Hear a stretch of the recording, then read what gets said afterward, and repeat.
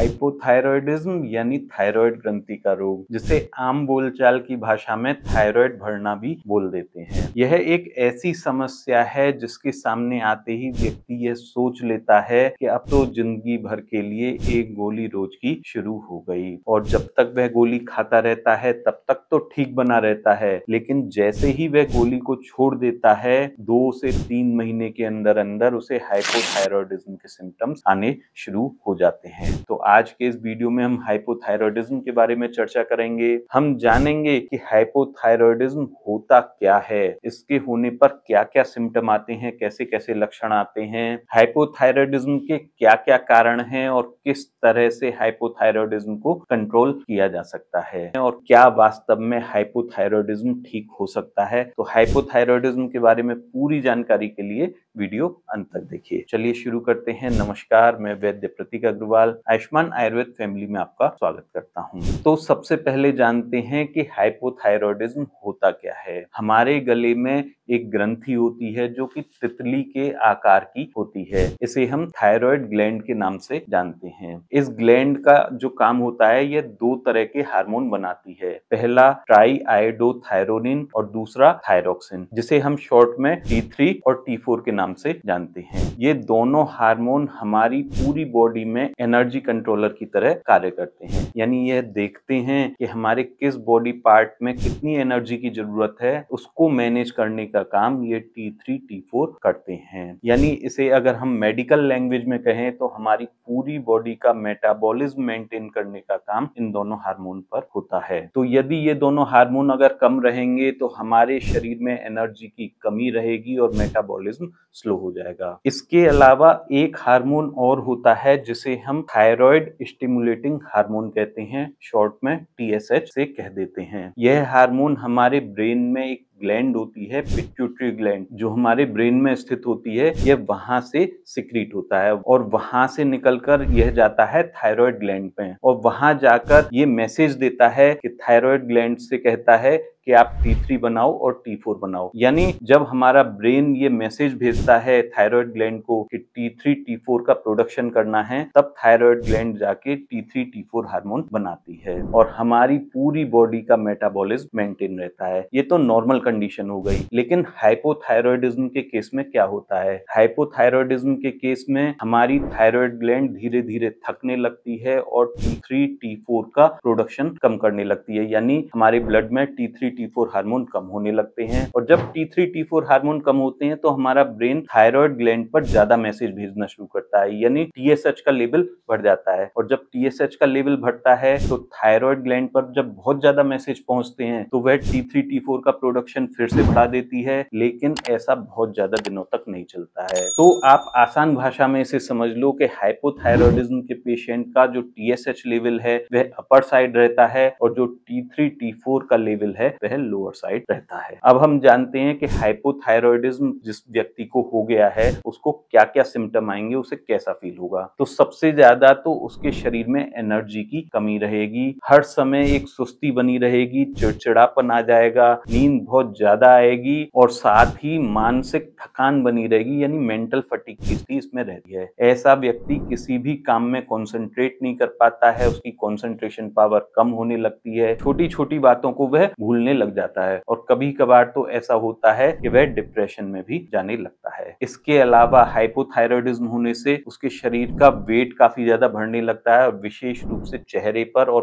पेट पर चर्बी ज्यादा बढ़ने लग जाती है। कई लोगों को सूजन की भी समस्या आती है और टांगों पर और चेहरे पर सूजन की समस्या देखने को मिलती है। ऐसे लोगों को ठंड सहन नहीं होती है और ठंड में काफी ज्यादा ठंड लगती है। साथ ही हेयर लॉस की समस्या ऐसे लोगों में सबसे ज्यादा होती है, उनके बाल टूटते हैं, झड़ते रहते हैं। इसके अलावा अगर महिलाओं में हाइपोथायरॉयडिज्म की समस्या है तो उनकी मेंस्ट्रुअल साइकिल धीरे धीरे इरेगुलर होने लगती है और फीमेल इनफर्टिलिटी की समस्या भी काफी ज्यादा महिलाओं में देखने को मिलती है। इसके अलावा यदि बच्चों में अगर हाइपोथायरॉयडिज्म हो जाए तो बच्चे की ग्रोथ काफी ज्यादा प्रभावित होती है और बच्चे की ग्रोथ काफी रुक जाती है। अब हम जानते हैं कि हाइपोथायरॉयडिज्म के क्या कारण है, यानी यह क्यों होता है। तो इसका जो सबसे पहला कारण है वह है आयोडीन आयोडीन की कमी। आयोडीन थायराइड ग्लैंड की वर्किंग के लिए विशेष रूप से जरूरी है और आयोडीन की मदद से ही T3 T4 हार्मोन बनते हैं। बहुत सारे लोग केवल सेंधा नमक का यूज करते हैं और सेंधा नमक में आयोडीन बहुत कम मात्रा में होता है, तो ऐसे लोगों को हाइपोथायरॉयडिज्म होने की समस्या काफी ज्यादा रहती है। इसके अलावा इसका जो दूसरा कारण है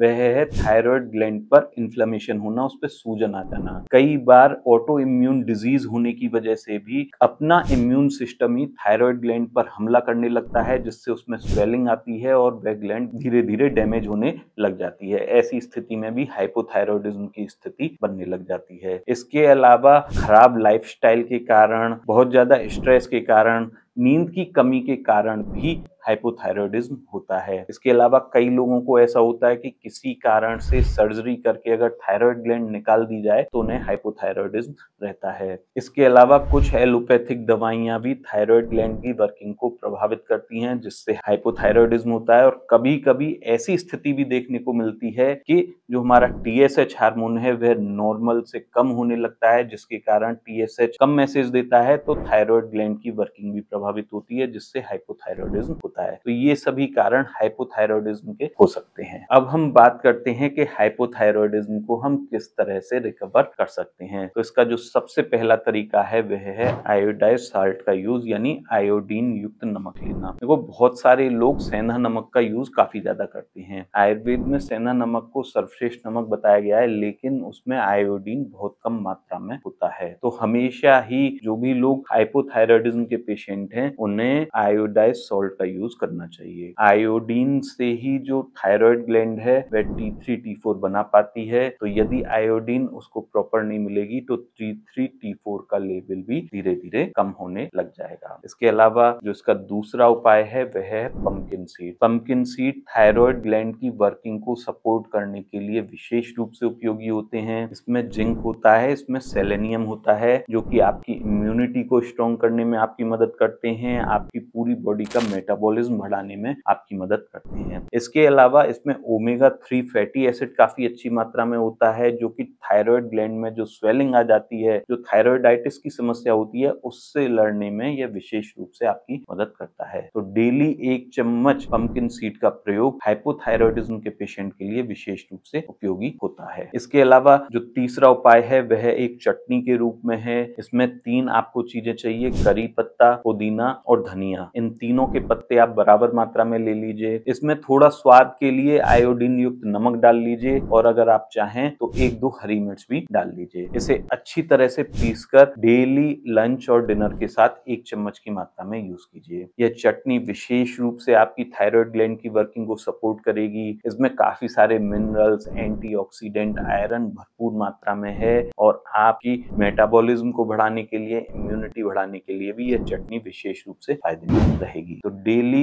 लंच और डिनर के साथ 1-1 चम्मच चटनी का प्रयोग करना विशेष रूप से अच्छा है। इसके अलावा हाइपोथायरॉयडिज्म के लिए जो चौथा उपाय है वह है त्रिकट्टू चूर्ण। सौंठ, काली मिर्च और पीपल, इन तीनों को बराबर मात्रा में लेकर अच्छी तरह से पीसकर त्रिकट्टू चूर्ण बनाया जाता है। यह बाजार में आपको आसानी से मिल जाएगा। विशेष रूप से आपके डाइजेशन को इम्प्रूव करने में काफी ज्यादा उपयोगी होता है और खास तौर पर शरीर का मेटाबॉलिज्म बढ़ाने के लिए इसका प्रयोग किया जाता है। शरीर में जितनी भी इन्फ्लेमेशन होती है यह एक एंटी इन्फ्लेमेटरी की तरह कार्य करता है, तो यदि थायराइड ग्लैंड में इन्फ्लेमेशन है तो उसे भी रोकने में यह विशेष रूप से उपयोगी होता है। इसका जो प्रयोग है 500 मिलीग्राम की मात्रा में किया जाता है। दिन में 1 ही बार करना होता है। लंच के बाद आप इसका प्रयोग कर सकते हैं और इसका प्रयोग शहद के साथ करना विशेष रूप से उपयोगी रहेगा। इसके अलावा मैं आपको 5वां उपाय बता देता हूँ और इस उपाय में मैं आपको कुछ सब्जियां बताऊंगा जो विशेष रूप से थायराइड ग्लैंड की वर्किंग को सपोर्ट करती हैं। पहली है कमल ककड़ी, जिसे हम लोटस रूट के नाम से भी जानते हैं। यह विशेष रूप से थायराइड ग्लैंड की इन्फ्लेमेशन को दूर करने में सहायक होती है और थायराइड की वर्किंग को सपोर्ट करती है। दूसरी है ड्रमस्टिक, जिसे हम सहजन फली के नाम से भी जानते हैं और बहुत सारे लोग इसका यूज करते भी हैं। इसमें सेलेनियम काफी अच्छी मात्रा में है। बहुत ही अच्छी एंटी इन्फ्लेमेटरी ये सब्जी है और इस पर क्लिनिकल स्टडी भी हो चुकी है, जिसमें यह पता लगा है कि T3 T4 के लेवल को बढ़ाने में ड्रमस्टिक विशेष रूप से काफी ज्यादा उपयोगी है। इसके अलावा सिंघाड़ा भी हाइपोथायरॉयडिज्म के पेशेंट के लिए विशेष रूप से उपयोगी है। सिंघाड़े में नेचुरली आयोडीन होता है जो कि आपकी थायराइड ग्लैंड की वर्किंग को सपोर्ट करने में काफी ज्यादा मदद करता है। सिंघाड़ा अक्टूबर नवंबर के महीने में आता है तो उस समय तो आप इसे यूज कर ही सकते हैं। साथ ही सिंघाड़े का आटा भी बाजार में मिल जाता है तो इससे कभी कभार हलवा बनाकर या अन्य किसी तरीके से भी इसका यूज किया जा सकता है। तो कमल ककड़ी, ड्रमस्टिक और सिंघाड़े का यूज करके भी आप अपने हाइपोथायरॉयडिज्म से लड़ने में विशेष रूप से मदद ले सकते हैं। इसके अलावा मैं आपको छठा और आखिरी उपाय बता देता हूं जो कि विशेष रूप से काफी ज्यादा उपयोगी है, लेकिन बहुत सारे लोग ऐसे होंगे जो इसे यूज नहीं कर पाएंगे। तो अगर आप इसे यूज कर पाओगे तो यह आपके मेटाबॉलिज्म को बढ़ाने में उपयोगी रहेगा। तो इसका नाम है गौमूत्र। गाय का मूत्र, अगर देसी गाय का मूत्र हो और फ्रेश मूत्र हो तो उसे भी आप यूज कर सकते हो। और गौमूत्र अर्क भी कई सारी फार्मेसियां बनाती हैं तो उसको भी यूज किया जा सकता है। 10 से 20 ml की मात्रा में इसे यूज करना होता है। रोज सुबह खाली पेट इसे यूज करना होता है। यह थायराइड ग्लैंड को पुनः सक्रिय करने में विशेष रूप से भूमिका अदा करता है और यदि आप इसे यूज कर पाओ तो इसे यूज करके आप देख लोगे कि आपकी थायराइड ग्लैंड की वर्किंग विशेष रूप से काफी ज्यादा बढ़ गई है। अब जो आपका सबसे मुख्य सवाल है कि क्या वास्तव में हाइपोथायरॉयडिज्म ठीक हो सकता है, उसका भी मैं जवाब आपको दे देता हूं। तो इसका पता करने के लिए आपको थायराइड ग्लैंड का एक अल्ट्रासाउंड कराना होगा। अल्ट्रासाउंड किसी भी रेडियोलॉजिस्ट के पास या किसी अच्छे अल्ट्रासाउंड सेंटर में हो जाएगा और वह अल्ट्रासाउंड कराने पर आपको यह पता लगेगा कि जो आपकी थायराइड ग्लैंड है वह नॉर्मल कंडीशन में है, कहीं ऐसा तो नहीं है वह श्रिंक हो गई है। अगर थायराइड ग्लैंड में थोड़ी बहुत इन्फ्लेमेशन है और वह नॉर्मल कंडीशन में है, आप निश्चित रूप से बगैर किसी एलोपैथिक दवाई खाए अपने हाइपोथायरॉयडिज्म को कंट्रोल कर सकते हो और वीडियो में बताए गए उपायों को अपनाकर भी अपनी थायराइड की वर्किंग को पूरी तरह से नॉर्मल कर सकते हो। लेकिन अगर थायराइड ग्लैंड श्रिंक हो गई है, छोटी हो गई है, तो आपको थायरॉक्सिन हार्मोन लेना ही होगा। कोई फायदा नहीं होगा। जितना भी मेरा एक्सपीरियंस है इन उपायों से आपको कोई फायदा नहीं होने वाला है। तो अगर आप वास्तव में जानना चाहते हो कि क्या आपको जो हाइपोथायरॉयडिज्म है वह ठीक हो सकता है या नहीं, तो उसके लिए आप एक अल्ट्रासाउंड कराकर यह देख सकते हो। तो दोस्तों, हाइपोथायरॉयडिज्म के विषय में यह जानकारी कैसी लगी है मुझे कमेंट करके जरूर से जरूर बता देना। वीडियो अच्छी लगी हो तो लाइक जरूर कर देना। आपके लाइक से काफी ज्यादा मोटिवेशन मिलता है। चैनल को सब्सक्राइब कर लो और ऑनलाइन आयुर्वेदिक कंसल्टेशन हमारे द्वारा लेना चाहते हो तो उसका लिंक डिस्क्रिप्शन में है, आप हमसे कनेक्ट कर सकते हो। और फ्री व्हाट्सएप चैनल ज्वाइन नहीं किया है तो उसका लिंक भी डिस्क्रिप्शन में है। इसमें हम फ्री में काफी सारी अपडेट्स देते रहते हैं, तो उसे भी आप तुरंत ही ज्वाइन कर लो। वीडियो देखने के लिए धन्यवाद।